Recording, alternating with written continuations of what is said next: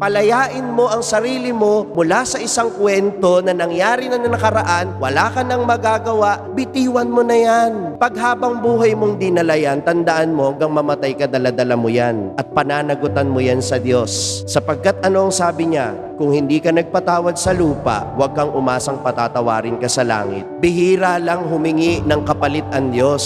Bihira lang siyang magbigay ng kondisyon sa kanyang biyaya. At ngayong ebanghelyong ito, sinasabi sa atin, may kondisyon ang kanyang pagpapatawad. At hindi ito para sa kanyang sarili, kundi para sa atin, para ma-enjoy natin ang buhay natin sa mundong ito. Gusto nyo bang maging masaya?